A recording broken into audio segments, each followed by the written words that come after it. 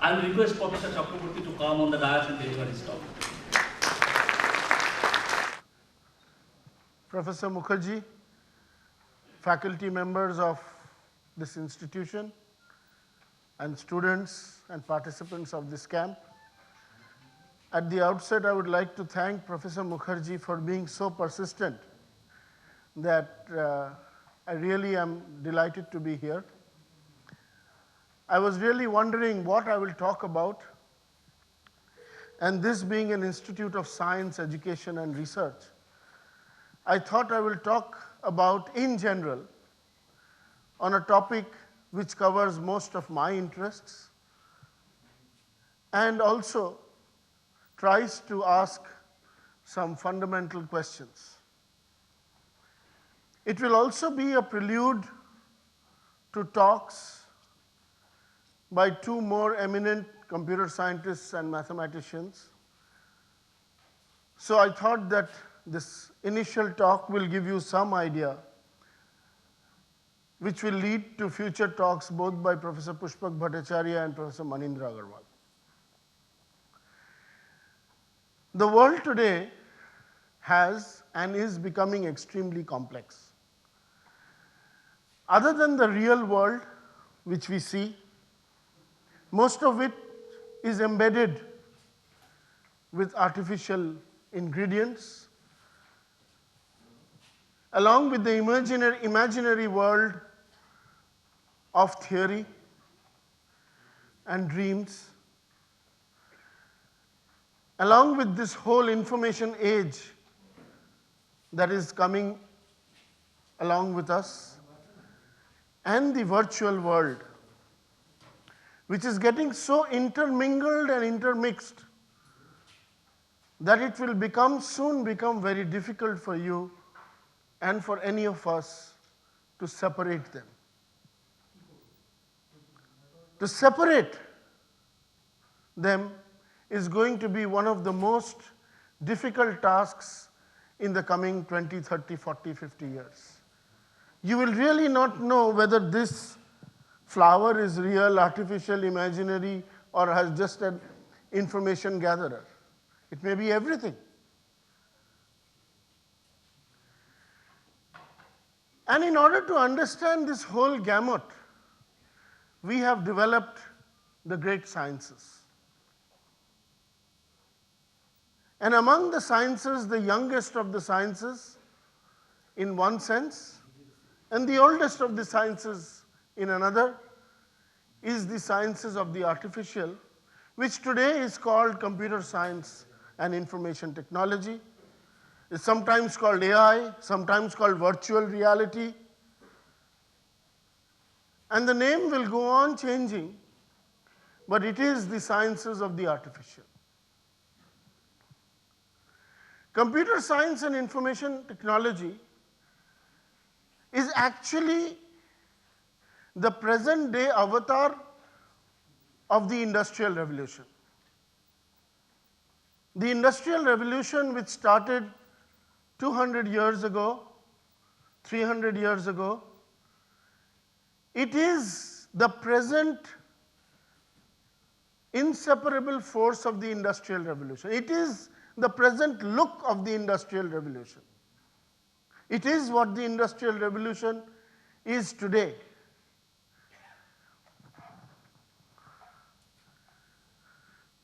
And all of that has been made amenable by one of the simplest devices that human beings have ever created, the digital computer.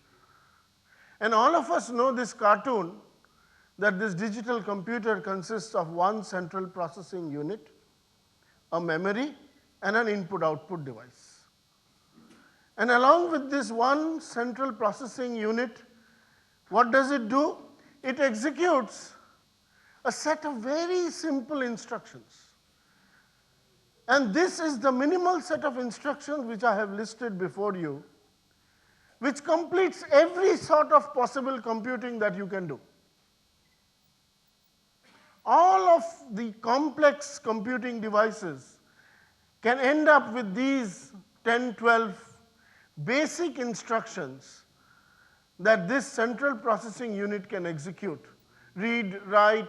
So start, read from memory, write into memory, load some data into memory, copy from one memory location to another, add M1, M2 and store into some other memory location, subtract M1 and M2 and store in another location, compare, and then there is this flow of control which normally goes next, next, next, next, and you can change the flow of control to move somewhere else.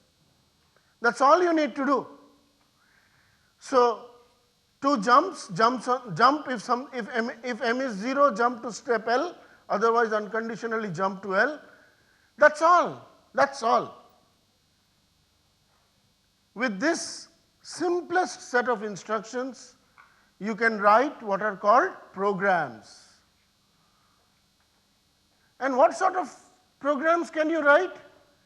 This is a simple program which reads from memory location 10, memory location 11, adds location 10 and 11 and stores in 12, and writes it into memory location 12. So it reads two numbers, adds them, and stores them into another.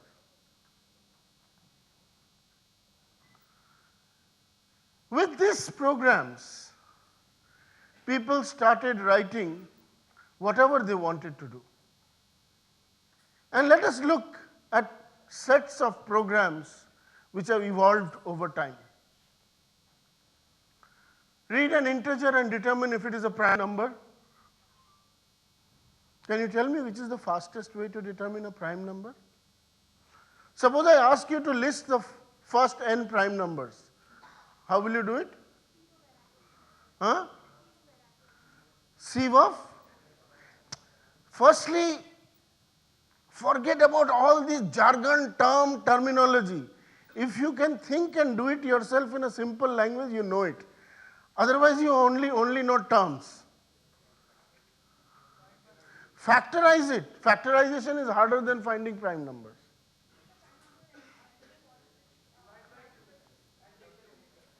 One is a prime number. I am finding the first n prime numbers. One is a prime number. Two is a prime number. Then? So you will take the next number, 3. What will you do? Divide? Divide by 2.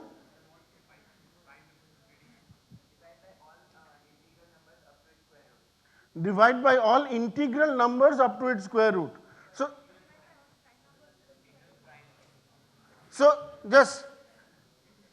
So you've got a number x. You have found all the previous number, you have tested all the previous numbers before x. So he says that you start dividing by all numbers. If you have divided by 2, will you divide it by 4? So you will divide only by the prime numbers. So to find prime numbers, you will divide only by prime numbers.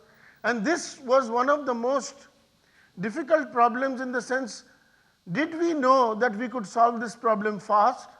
And you will be delighted to know and catch Professor Manindra Agarwal, because his seminal contribution in computer science was solving this 50-year-old problem of being able to find prime numbers quickly.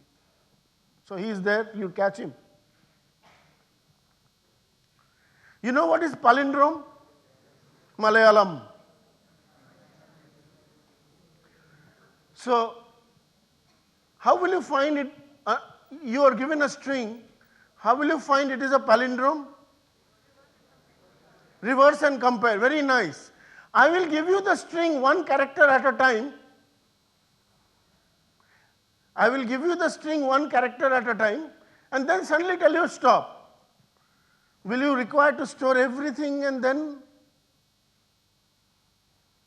think about it? How will you check? The last will come later, no? You don't even know how many are coming. I will not tell you. I'll just go on typing characters. Suddenly I will type enter. So you won't even know what size of array to define. I have not told you what input size I will give you. What size of array you will define?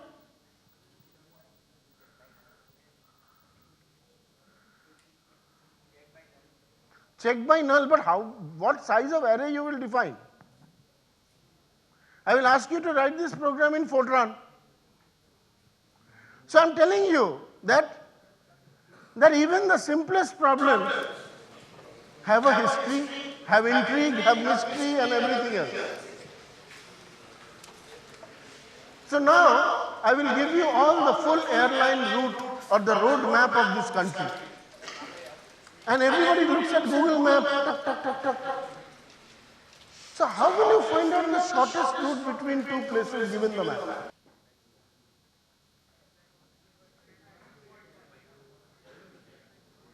Straight line, there is no road, no. I came by this Haringata road, duck, duck, duck, duck, Mother Bull farm, Jersey farm, this, that. Road stopped. Security told me, idhar se mat jaiye.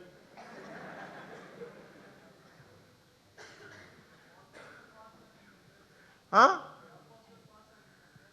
All possible paths. Okay, now tell me, very interesting. He says all possible paths and compare them.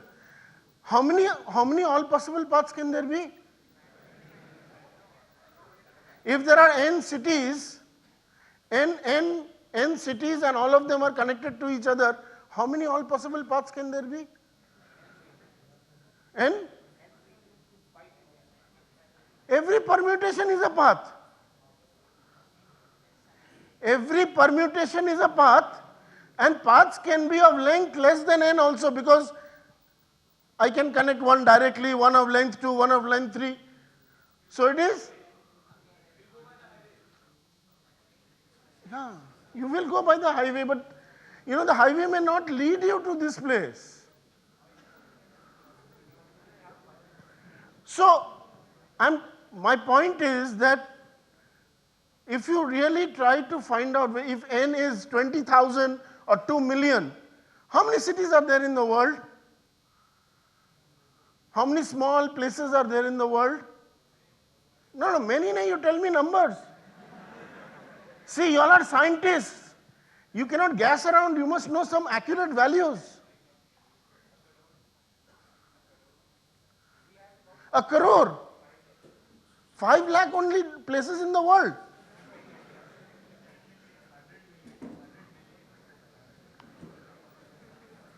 You all have no idea. Assume it is 10 million. Assume it is not. It is much more than that. What is that? 1 factorial plus 2 factorial plus dot dot dot up to plus 10 million factorials. That is the number of possible paths, as he is saying, you have to list. And if it takes you 1 microsecond to list a path, then by the time you list all the paths, your grandchildren will get the result.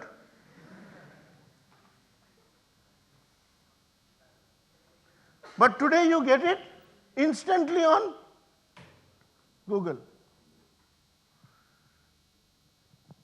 You are a telephone company and you are told that here is the city, here is the requirement of telephones, here are the houses, here are the streets, and from one phone, the maximum length of wire that you can draw to a house is limited.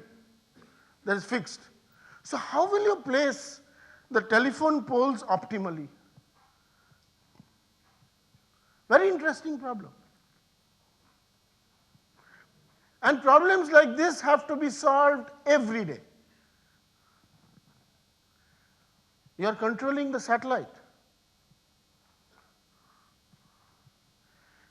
Each of these programs, what I am trying to tell you is that those simple 12 instruction sets have led to this huge complexity and enabled you to do what was unimaginable in the future. And it is all based on those simple 12 instructions, only those 12 instructions. Who gave this concept of this structure of the computer? John von Neumann. And you should go and see what else he has done.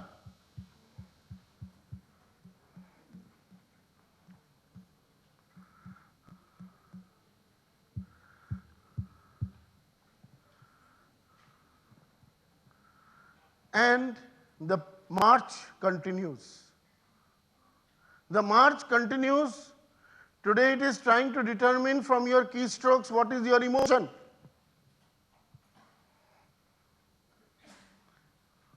Today it is trying to determine from your keystrokes what is your emotional state.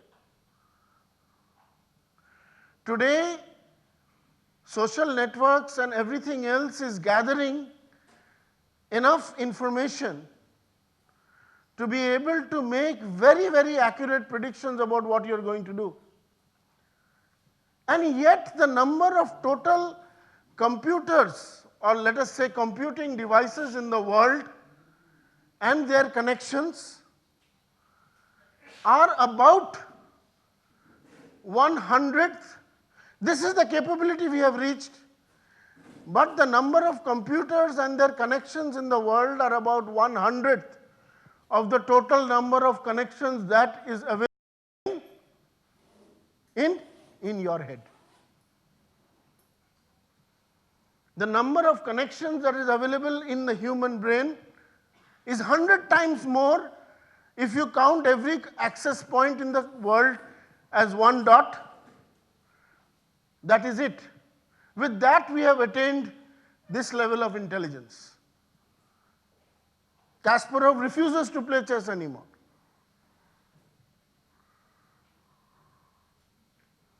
The first 100-page proof of an unknown theorem has already come.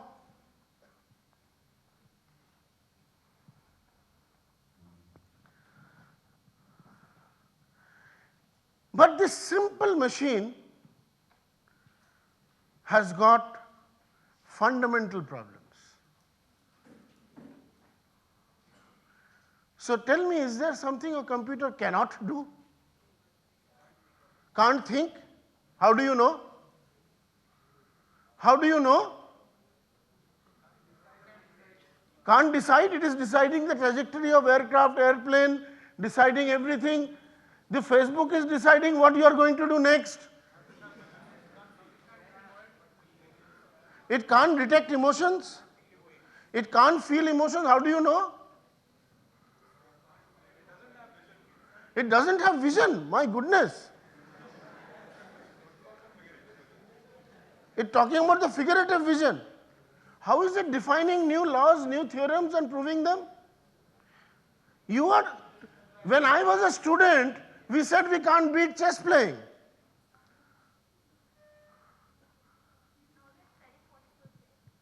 You can always predict what it will say. How? Huh? Who told you? It replicates all the time.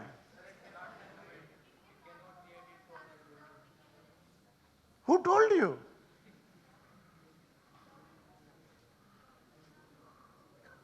That is your understanding. Why can I not write a computer program? Today all these bots that have come up, please pay attention. This is not straightforward. All these bots that have come up are started to answer all your questions. They are not working fully well now. But take my word, they will all start working fully well in the next 10 years.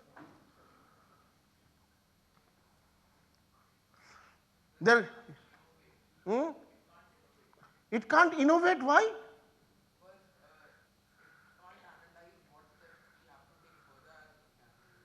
How is it playing chess? Who told you? Did you see how they have written the chess playing programs? So it has no IQ. It can't generate a random number. Who else generates random numbers? So tell me, what is random which you can generate in the real world? Nothing.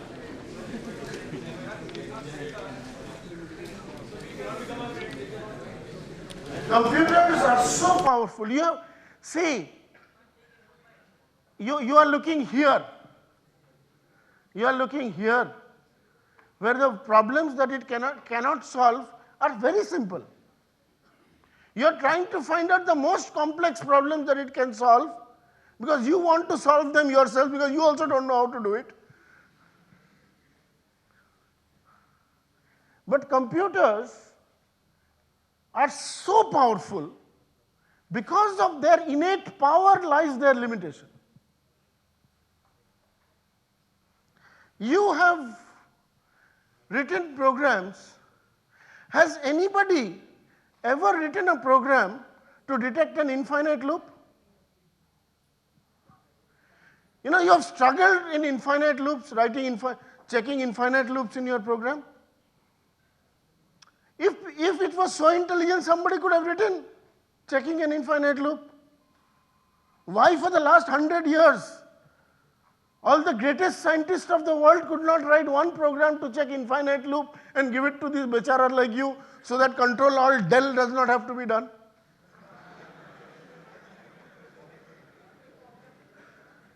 Again, don't tell me jargons.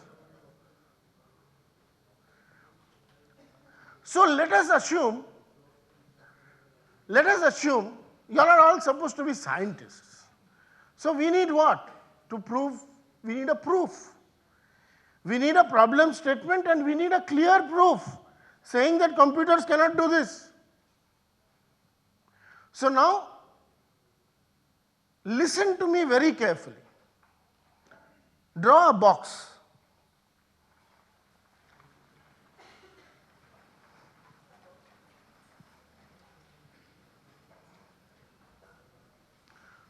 Draw a box, put 2 dashes on this side like input and 2 dashes on this side called output.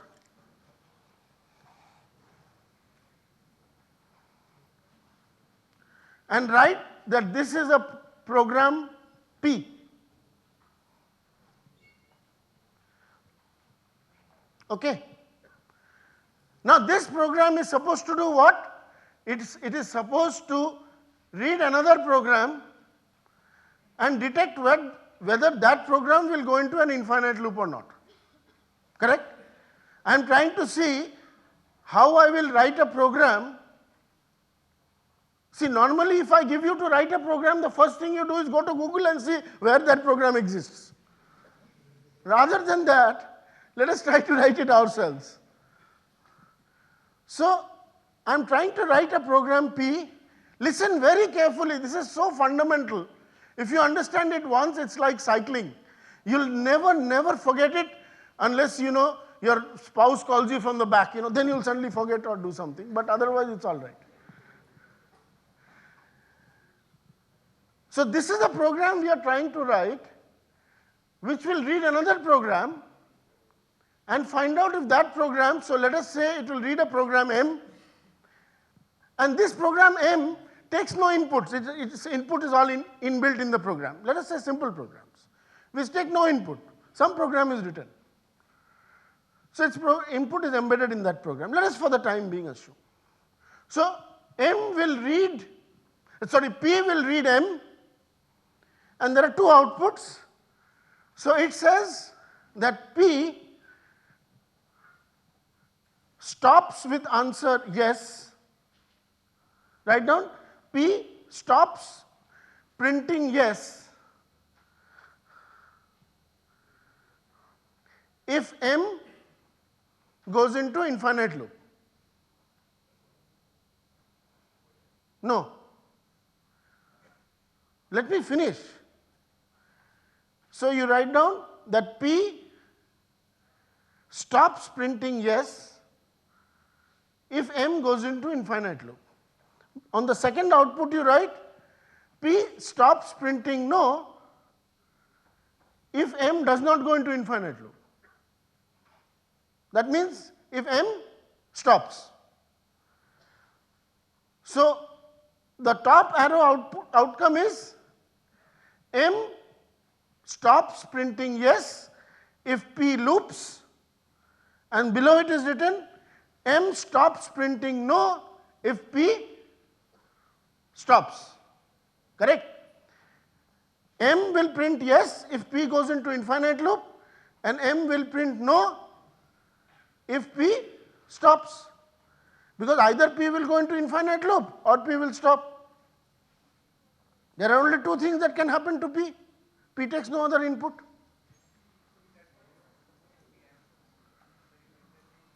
Okay, let us write it again. The box is called P. and the program input is called M. So we say P stops and prints yes if M loops. P stops and prints no if M stops. Is that okay now to everybody? Good. Now suppose I say this program is written. Somebody has written this program. I'll say give it to me. Give me M. So they have given me M. In M there will be few places where it will say print yes and halt. In some places it will be written print no and halt. Wherever there is print yes and halt, I will comment out the print yes, which means that if M loops, P will stop. So I have changed that part to write if M, so P will stop if M is looping. And wherever there is no, wherever there is a printout no, wherever there is a printout no, there just before it prints no, I will write while semicolon. What is while semicolon? Infinite loop. While semicolon means infinite loop. So I have taken M and said if M exists, there is another program M dashed. What will M dash now do? M dash behavior is as follows. Now listen carefully. M dash stops if P loops. M dash loops if P stops. Now the killing argument. M dash is supposed to work for all programs. So it is supposed to work for itself. Once it works for itself, you end up saying M dash stops if M dash loops, or M dash loops if M dash stops. So this is a contradiction, which means M dash does not exist, therefore M does not exist. So all your thinking, minking, all that is not required. All that is not required. The power of the computing itself makes it so powerful that it cannot answer questions about what can I do. It cannot answer questions about what can I do. And that is the fundamental question of philosophy. Who am I? What can I do? From ancient times, the Greeks, the Indians, the Europeans, everybody have asked this only one question. What am I? What can I do? Because of this computing device, you know, it cannot answer those questions.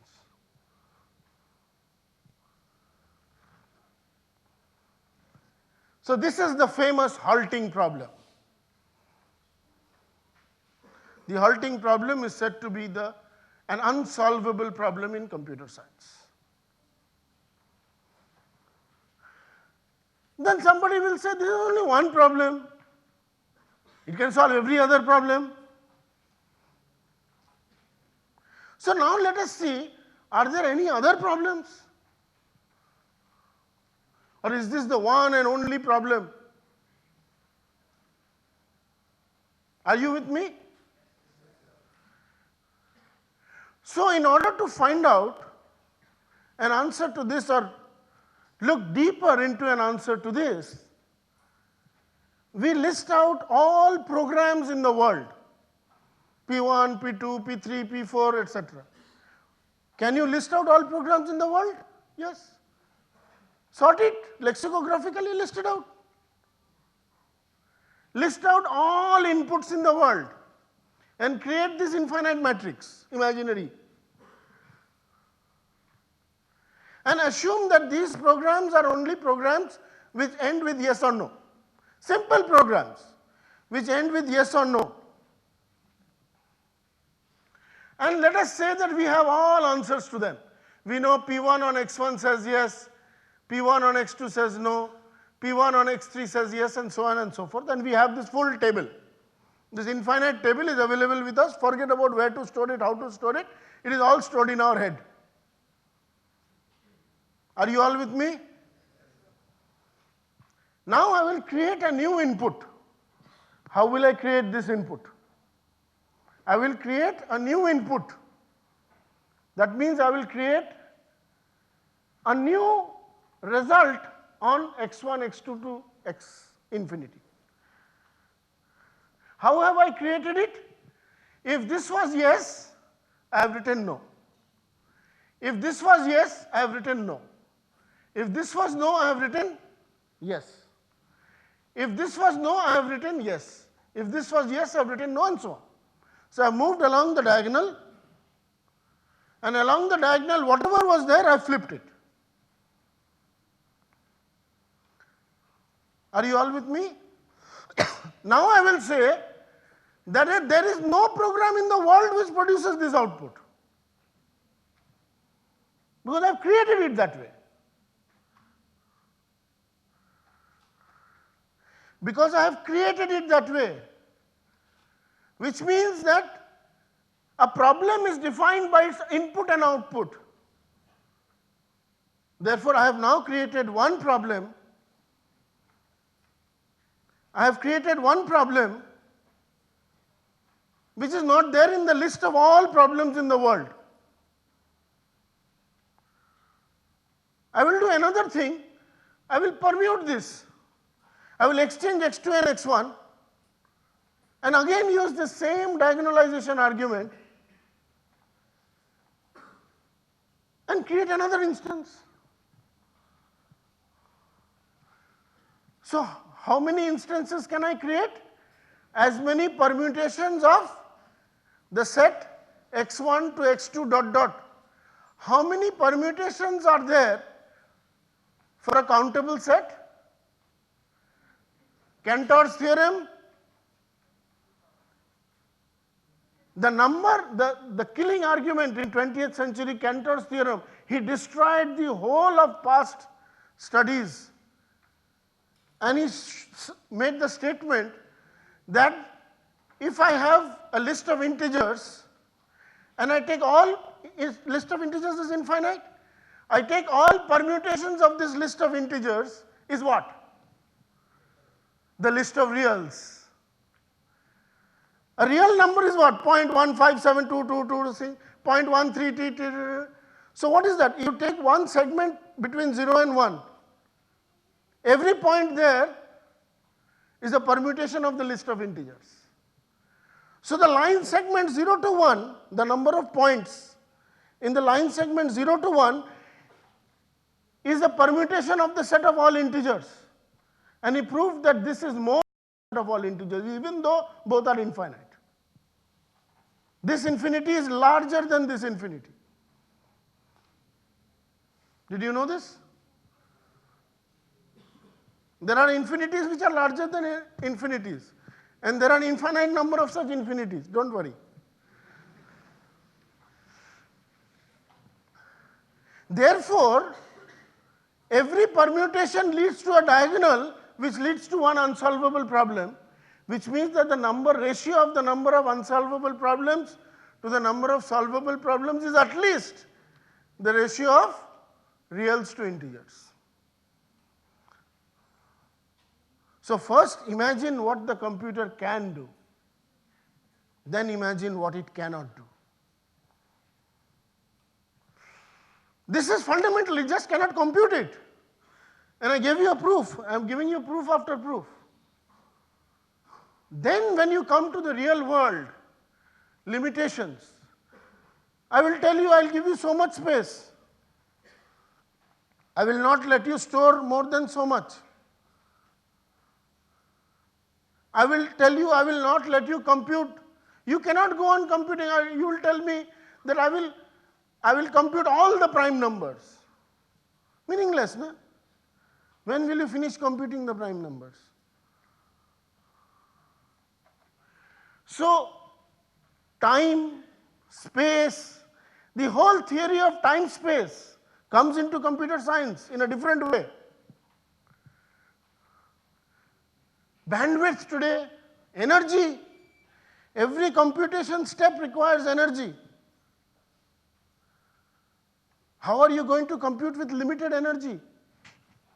So as soon as you bring all this into the picture, another huge set of problems that cannot be solved come up. And the challenge is to try and solve problems even with these limitations and make them as intelligent as possible. And the benchmark for everything is what? The real world, the human beings, the mosquitoes, the ants, and everybody else. How they do it, we don't understand. We don't understand how we do it. But our philosophers have told us a very interesting point. They have told us that there is an answer to who am I. We have told that computers cannot solve the problem, who am I?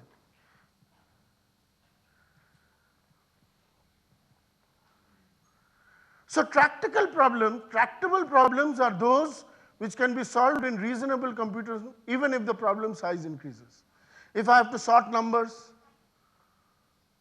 even if there becomes 20 million, 40 million, 120 million, what is 125 million?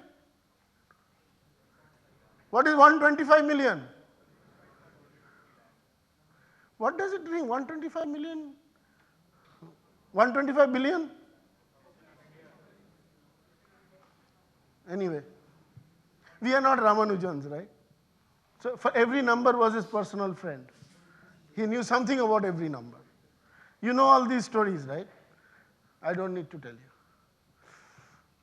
The point of these stories are to excite us so that we also do that. It is not just for us to know these stories and post it on Facebook for somebody else to know. Something has to go inside. And that is why you all are here for such camps. That is why we are here to study, dream. So some practical problems, adding two numbers. This can be done, even if you make the numbers larger and larger and larger and larger and larger, you can still add them in reasonable time. Multiplying two numbers, matrix multiplication, shortest path between two cities. It was solved about 50 years ago in a very and there are lots of variations to do that. Very, very interesting algorithms. I'm not going to go into algorithms today. Optimal water flow, compiler. Compiler is also a software, right? How was the first compiler written? Compiler is chicken and egg problem. People, if I have to write the first C compiler, how will I write? Find out. Factorization of a number is not easy. Can you factorize a number or prime factorization of a number is not easy. If it was, then many things would have broken down in the world. The whole of cryptography would have broken down. The whole of cryptography rests on the principle that given a number, you cannot factorize it quickly. That is why one of them is the key, the other is the secret key, one is the public key, the other, all that is based on only this one. Computer science is good for us, for us who don't know physics, who cannot study chemistry, who cannot study biology, because there are only a few simple things. You can run away with computer, and then you can write programs which nobody will understand, you will also not understand, it will have bugs. If it causes a problem, nothing happens. Again you say, I will send a patch. That's all right, So it's good for us. So, on the other hand, there are variations of problems like this. Handwriting recognition. All these problems are hard, which means that if the problem input size increases, the known algorithms increase at the rate of exponential. That means If the problem size is n, then the computing time is of the order of 2 to power n. So you really cannot solve large problems.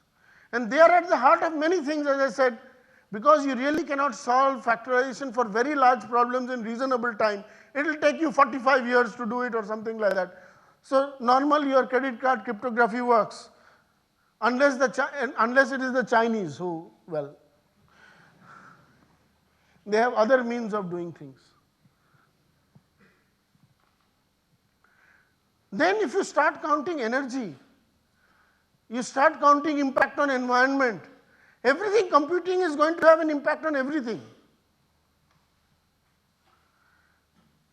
Which is India's largest import today? Oil. In another 10 years, the largest import is going to be electronic goods.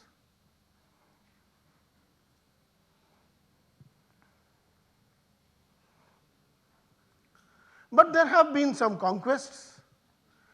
As I said, we really have solved the problem of miniaturization to some extent.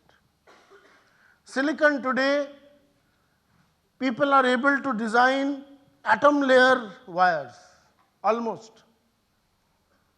The number, the length, if you unfold the length of wire on that Intel chip, and you just draw and make it straight line, it will go to the moon. Do you know? It will go to the moon.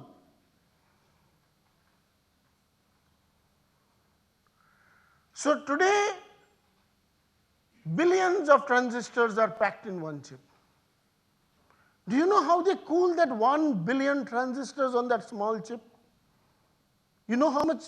1 billion transistors, even if it generates 1 nanowatt of energy, or 1 milliwatt of energy. Can you imagine what will happen? Do you know how it's cooled? So that technology has become very sophisticated. It is because of that, a computer of the size of this room 20 years ago is in your pocket today. And all of computing, new computers are designed using software. All of new computers are designed using software, everything. You write the whole functionality in software and it's completely translated to hardware.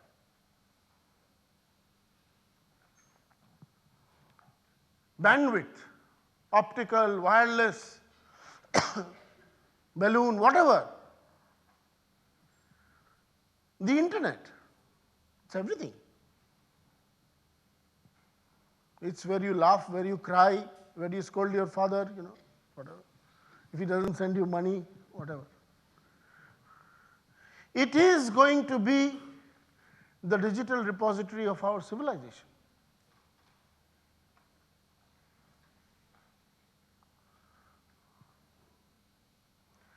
Conquest of time, parallel and distributed computing, the huge amount of infrastructure that people are building. We are able to solve big problems by this concept of parallel and distributed computing. And because of this, we are able to really now start the new age of, you know, AI is an area which has gone down and up and down and up. And today it is up, all this deep learning, all these buzzwords that you hear, which you know the buzzword, you don't know anything inside, you know, it's like that. So all of them is like this, but even today, as I said, this connectedness, if you take, mathematically you take every computer to be one dot in your head, then it is 1/100th of the capacity of the human brain. Now you were saying, we cannot. Computers can do deduction. Computers can do automated problem solving. Today, you will give the Euclid algebra problem statements, they will automatically give you proofs. They are able to, machine learning, this has become a word. There is this whole research group on automated discovery. They're trying to create new experiments, test it, and get the results. So people have come up with new theorems, deduced, not in the books, new theorems.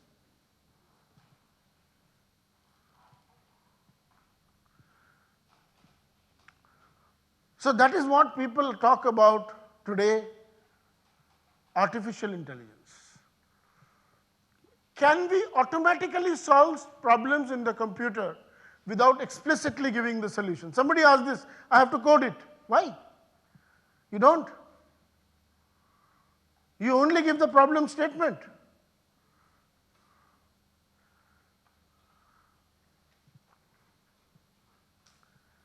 So we now have some means to give answers not in natural language formats, because natural language is the holy grail of computer science. The holy grail of computer science is understanding natural language. If you can see, I am telling you something, I am giving you a problem, you are working out the problem, telling me the answer. Natural language is the vehicle by which everything happens. So if anybody can understand natural language, then you have solved the automated problem solving. So natural language understanding is the holy grail of automated problem solving. So there are several methods today in artificial intelligence which are able to use. I'll just give you glimpses of one or two of them. Logic and deduction. We all know in Boolean algebra you have these four you know. These four you know in Boolean algebra. And or not implies. We add two more to it. One is called for all, one is called there exists. And we write this. All men are mortal. For all x, man x implies mortal x. For all x, man x implies mortal x. Second is Rajat is mortal. Man Rajat. Question is proof that Rajat is a man, proof that Rajat is mortal. All I have to prove is that F1 and F2 implies Q. And there is a whole theory for doing this. You can solve all problems like this. And this language is called first order logic.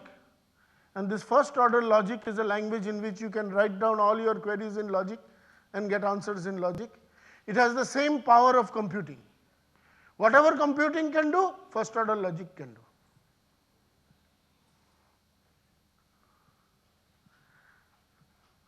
So Professor Pushpak Bhattacharya will tell you about the holy grail of artificial intelligence, which is understanding natural language. So let us take this query. So facts are father Dasarath Ram, father Dasarath Lakshman, father Dasarath Bharat, father Dasarath Shatrughan, father Ram Love, father Ram Kush, and some more facts. Ancestor XY implies for all x, for all y, x is an ancestor of y means either x is the father of y and there exists somebody z such that x is the father of z, then z is an ancestor of y.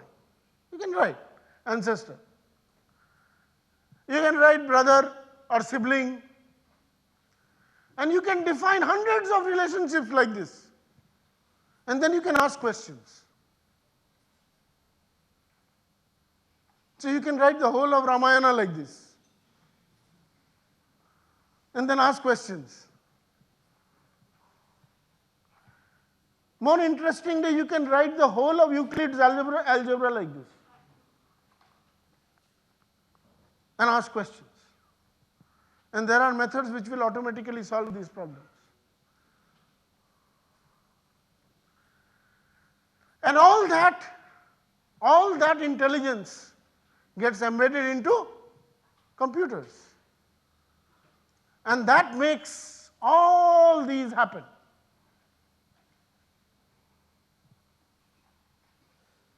So your initial queries about computers cannot deduce, computers cannot automatically solve problems, etc., etc. is not true. We don't bother about this diagram. Sometimes I have to show off what I'm doing, right? So we design and verify these embedded devices. When somebody writes this embedded device code, we verify whether this code is correct or not. Now I just showed you two additions for all and there exist. I will show you some more simple mathematics, which is at the heart of all these things.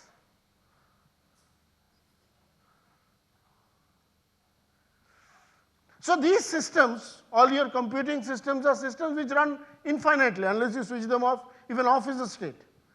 So over a period of time, you can say that the system goes on running from one state to another, one state to another, one state to another. And in every state, for example, a car is moving. In every state you have speed of the car, whether it is accelerating, whether the steering is turning, etc., etc.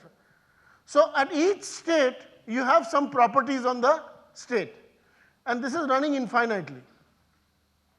So suppose I have got only one property P and another property Q. P is marked red and Q is marked green. All right. So other than my not, and, or, for all there exist, which we just discussed, GP means in every state, globally P, that means in every state P is true. FP means in future in some state P is true. FP means in future in some state P is true. XP means in the next state P is true. And PUQ means P until Q. P is true, P remains true till Q becomes true.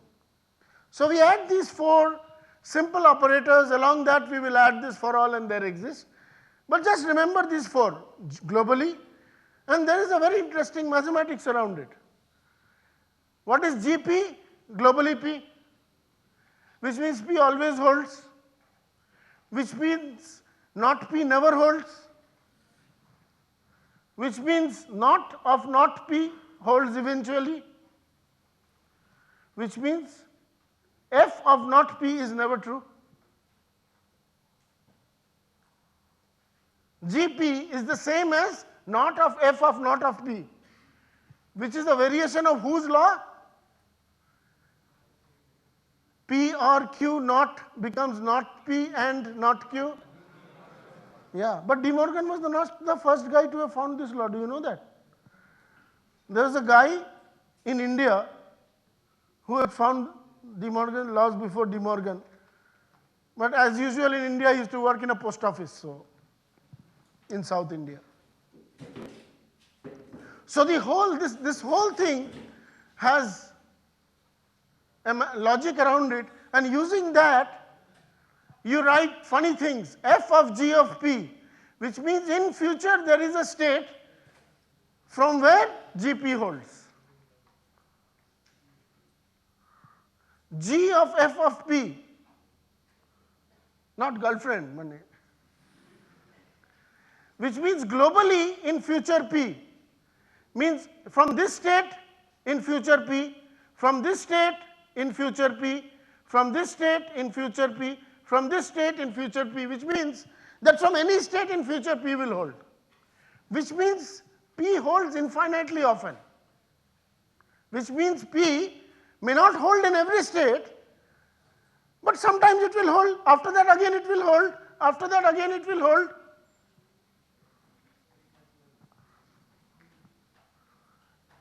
You know, this is like, just like your relationship with your girlfriend. You know, on, after some time again it will become on, then again off, again and you will get angry, this will just go on. And we use the same thing to do this for the GM cars. We verified the whole embedded software for the General Motors vehicles before it was launched by using this technology. I'm just showing you cartoons of these things. But these are all real. These are all real. If the brake is applied, in the next state deceleration occurs. If the brake is applied in future, within 200 milliseconds, it will decelerate. If the brake is pressed, and if it is pressed for more than 300 milliseconds before you release it, then within 300 milliseconds the vehicle will have to stop. So we write this, all the properties of a car, motion like this, and then we verify whether the software and the hardware work that way. And we detected several issues. The whole of learning that we do today is going through a dramatic change, and you all are experiencing it. And this is just the tip of the iceberg. Questions are being asked whether teachers are at all required, whether teachers will at all ever be required. If we have enough infrastructure, then the next generation will not study geography the way you studied it.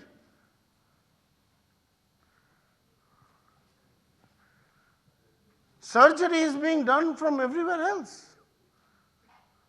real time. Somebody in the US is going to operate somebody in Calcutta.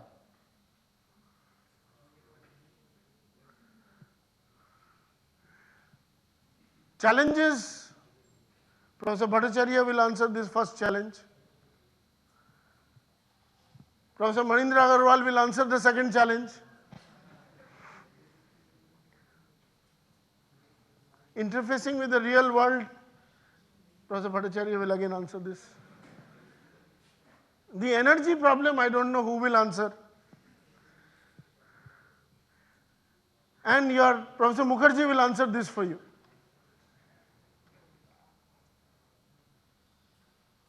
What is the relationship between the bits and bytes and the molecular world? Are they different?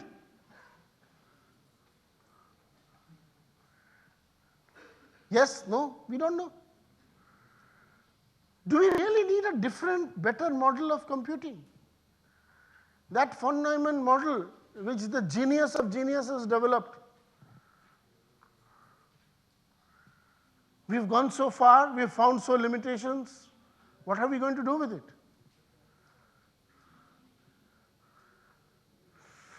Horror stories are galore. Like the rays of the sun can do, can burn somebody if you put a proper lens, and can be used to create anything, all from the 7 colors to anything that you want. This is science. Machines will become more intelligent. Everybody will know what is there in your DNA. You can selectively destroy classes of people.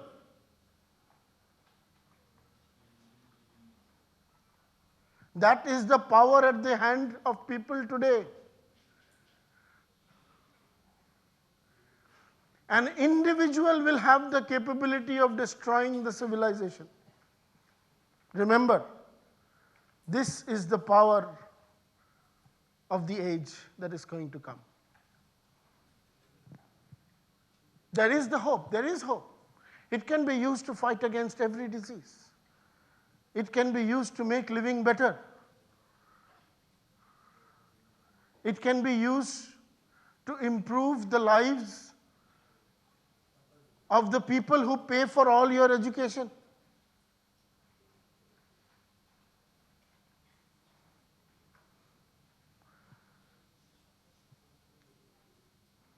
It all depends on what we do with this.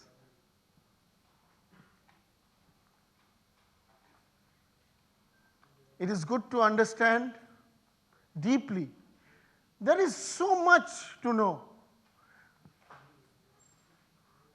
We all think that Newton, Einstein, they have solved all the problems. You just have no idea of the potential of what we can do. And that is what is the dream.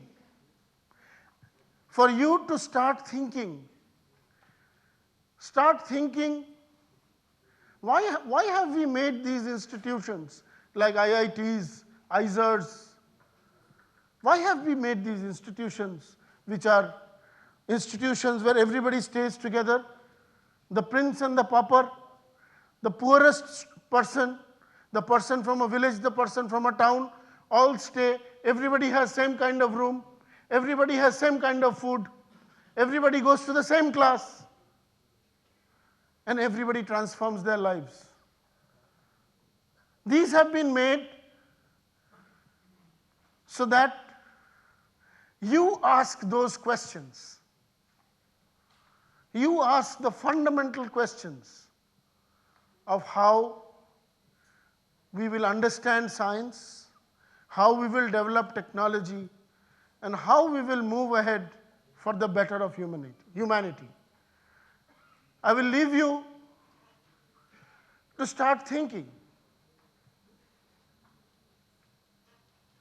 that we have come up with all these biology. You know who developed these words, biology, physiology? You should read history of science. Other than only preparing for ABCD, ABCD, ABCD, ABCD, ABCD, you should read. Which is the most sought after question in the history of mankind? What is the most sought after question?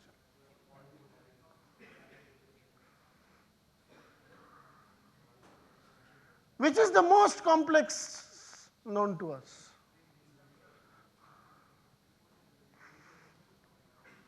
And what is it? So I will leave you with a video of 3,000 years ago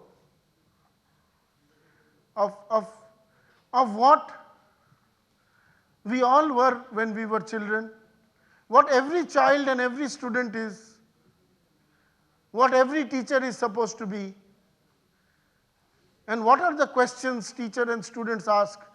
These questions may or may not be relevant to you, relevant to this time, but it is that feeling and everything else that I want to just share with you. And I also want to share this about two of the youngest, the brightest ancient people that we have seen and we have heard about.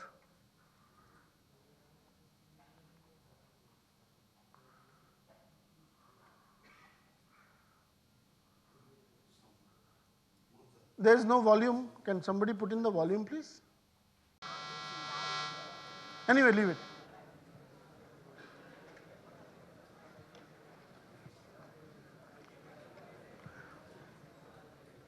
Technology, there is one law called Murphy's Law.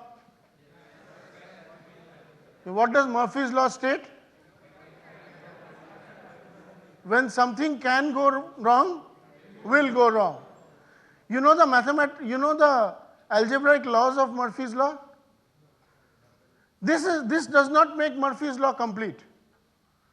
Whatever can go wrong will go wrong. Like I told you, in computer science, so there is one more part to Murphy's Law. Murphy's Law is applicable to everything except Murphy's Law. That completes Murphy's Law. Murphy's Law says that anything that can go wrong will, except Murphy's Law. Thank you very much.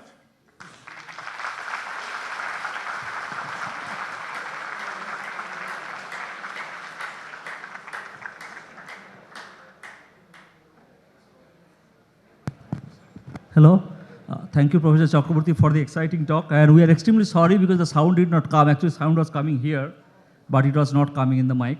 So I have many questions. But, anyway, but read up the lives of Satyakam and Nachiketa. Read up the lives of two young people who became great sages. But read up their lives of when they began their studies, what they did.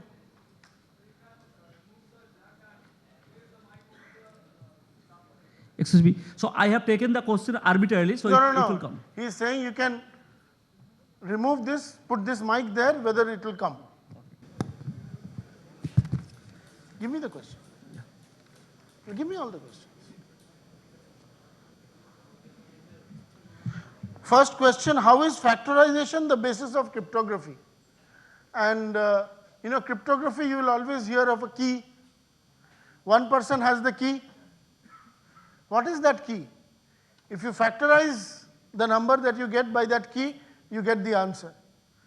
Now, if people, and this key is made, so it's all about multiplying and dividing. That is how you do this whole key, public key process.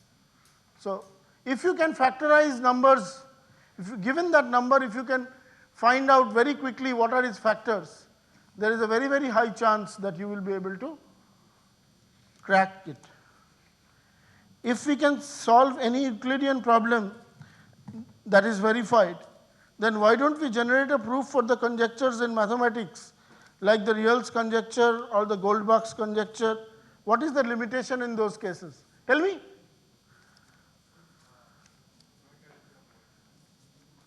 Tell me what is the limitation? In geometry, when you go through a proof, what is that one thing you do which is new?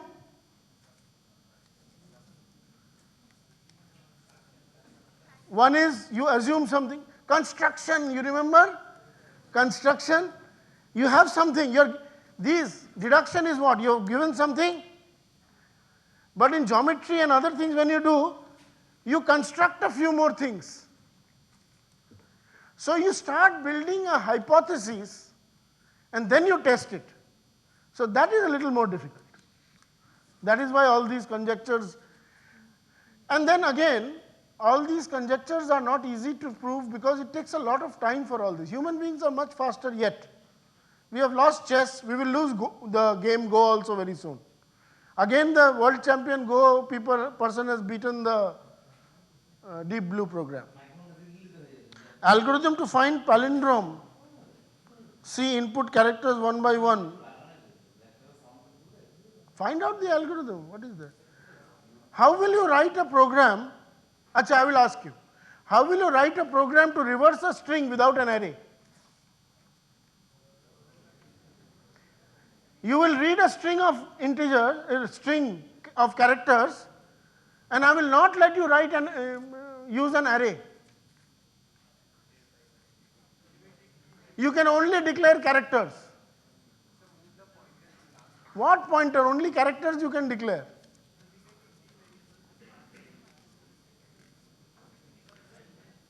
You are going to read a string and you have to reverse it after I press enter. So we will take 3 variables.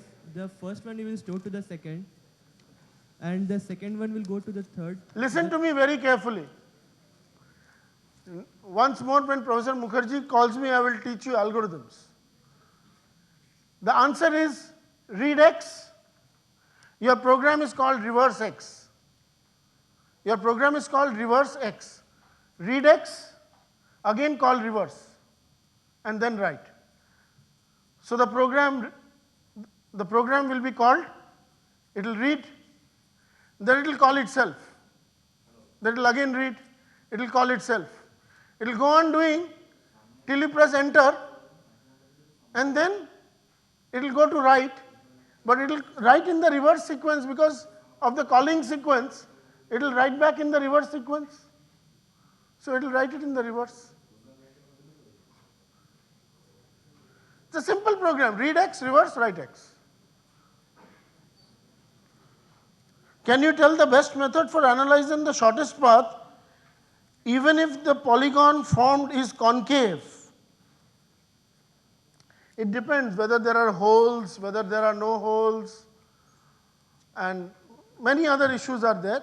But this problem can be solved in polynomial time, so anybody can, n log n, so anybody can solve. I think there is a linear time and order n algorithm.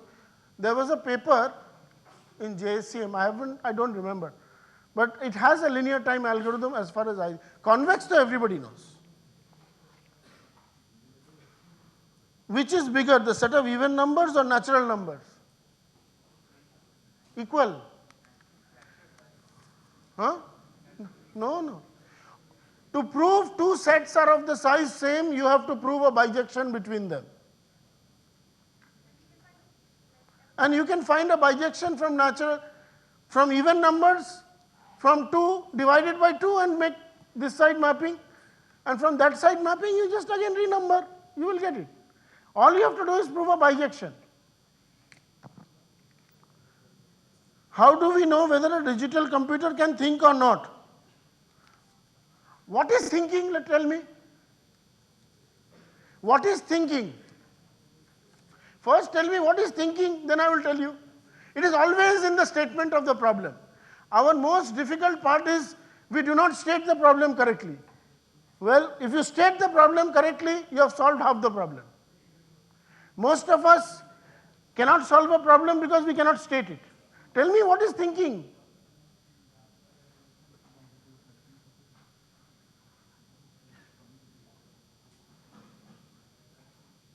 Define what is thinking. Is it deduction? Is it learning? Is it what? And there is the trap. My statement is a trap. Because as soon as you start defining it, you will define it in mathematical terms, in logic terms, in computational terms, and I will tell you whether it's solvable or not. So that is what I said, that the whole question of asking these questions is the most difficult thing. Can you talk some more, give another lecture on computing future applications of, I am all old person here. What future applications you all will tell me? Automatic drug discovery. What are the inputs required? There are these, most of the new molecule studies are done by use of computation and biology. So I think there are people here itself who will tell you much more about how computation, biology, AI, there is a new thing called drug repurposing going on. You have a drug, you know what it does, this is a proven drug, so it's all tested. Then they try to find out how else it affects on the human being. Everything is done by computation with models of human being, etc., etc. But you know, people make a lot of mistakes, both science and technology. Today, nowadays you'll hear, previously if you had cholesterol, then you should not eat an egg, you should not do this. Now all that is gone. Now they say you should eat eggs every day, nothing happens. You know why it happened? You know, the interesting thing is, there's some guys like me who get into argumentary, why you saying you cannot eat an egg if you have cholesterol? I say it because I want to eat an egg. But there were scientists who wanted to question it. When they went deeper into it, they found that the experiments which were conducted on the gut of herbivorous animals. So when they conducted it on the gut of omnivorous animals, they found different results. So everything is good actually. Finally, whatever something is true now will be proven wrong later on. So don't worry. How did Cantor prove his theorem? You just check anywhere, you will get Cantor's theorem. How are transitions? I couldn't read this. How are transitions? And I couldn't read it means also I don't know the answer. That is also. Halting problem, instead of counting and taking terms of finite, why can't we do it by logical deduction? Logical deduction and computation are 1:1. First order logic and computation are 1:1. Every problem in first order logic can be expressed computationally and vice versa. So they have the same undecidable problems.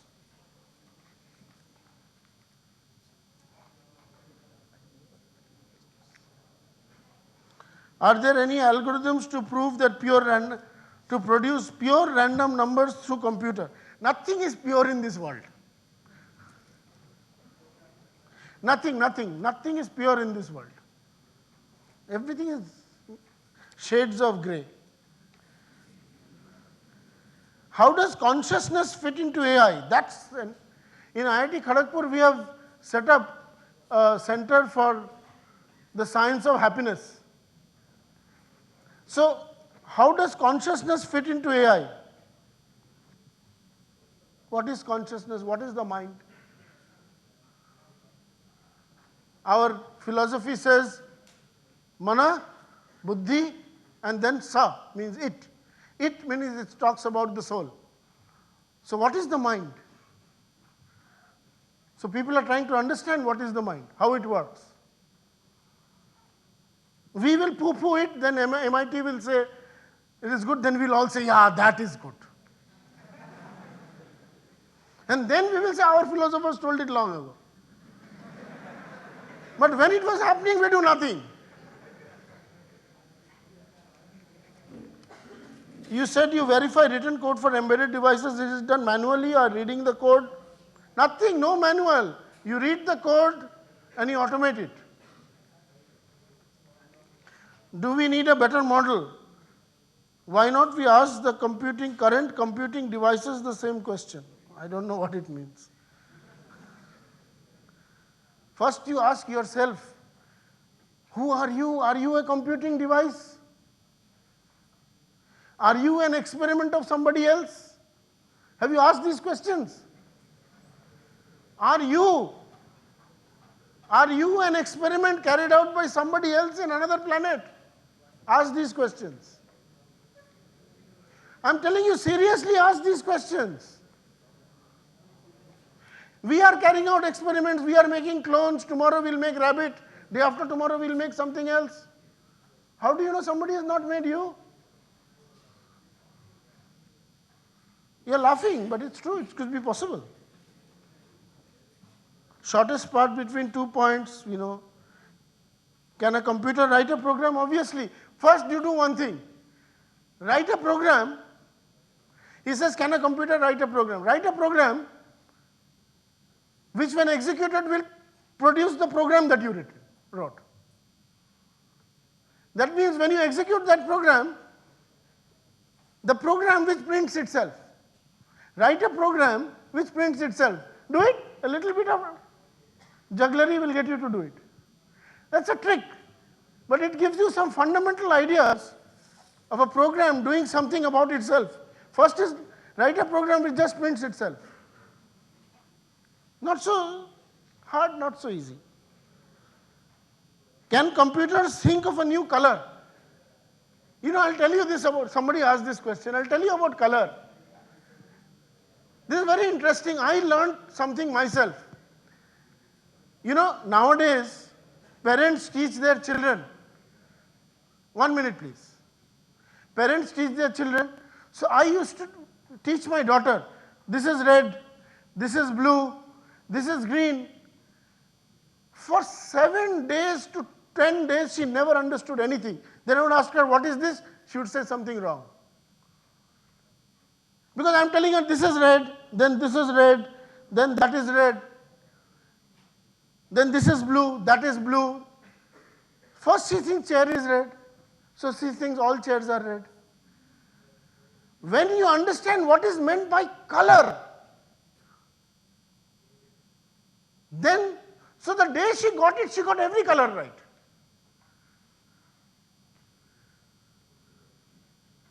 She got every color right because you need to understand what you mean by color. But we are teaching, so the heart of machine learning, you're training by examples. But if you say chair is red, this flower is red, this flower is, and then it clicks what is meant by a concept. So in AI you have all these things. I think my time is up. That's what he's telling me. Okay, so I have many more questions, but due to time constraint, we cannot take any more questions. So let us please join with me to thank Professor Chakraborty for his very exciting talk.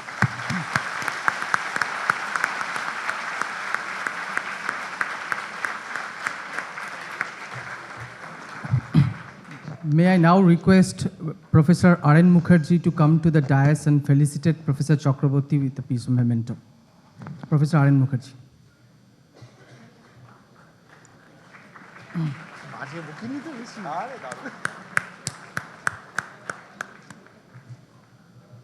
না থাক